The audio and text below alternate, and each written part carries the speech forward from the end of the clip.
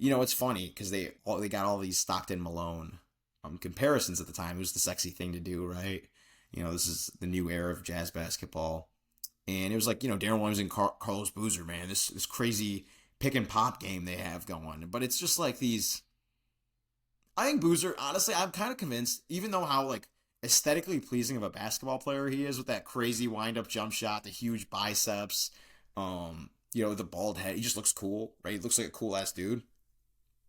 But like, I'm convinced he's kind of like the Julius Randle of that era. I don't know how you feel about that. Or just like this physical freak who like just isn't like super efficient, like doesn't have a great shot diet, right? He's not a good defensive player. Um, and so like they'd run this pick and roll, right? And he would get to that little short pop, the Joel Embiid, mid range.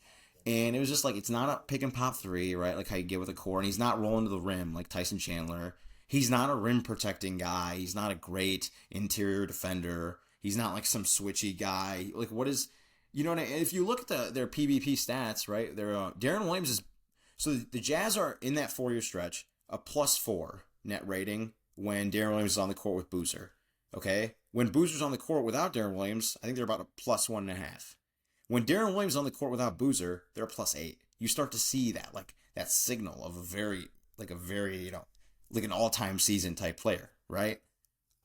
So that's just like something like, what if he had a Tyson Chandler? What if he got healthy Andre Kirilenko? What if he just had a more balanced line? Because like that, okay, 2009, 2010, those Hornets teams are rough, right? They got injuries. They lose Tyson Chandler in 2010, but in 2008, like the line of balance on that team, you got Chris Paul, Mo Pete, perfect 3-and-D guy, Peja, perfect on-ball, off-ball hybrid scorer, David West.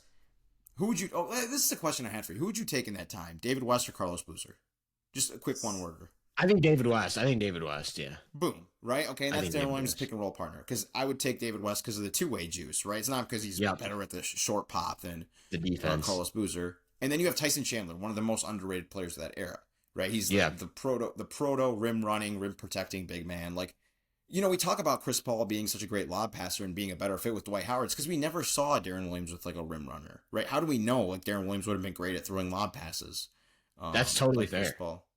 And that's so a great point. Like, no, that's what I'm like. Okay, so because I'm trying to figure out because I watch these two, I see like the points per 100, assists per 100, some of the other advanced metrics like you and me have access to, and I'm like, these guys are right. They're neck and neck, like offensively. Like you're flipping a coin, and then you look at the plus minus, and you're like, why is it like Chris Paul's on this whole other level than Deron Williams? And that's what I'm trying to figure out.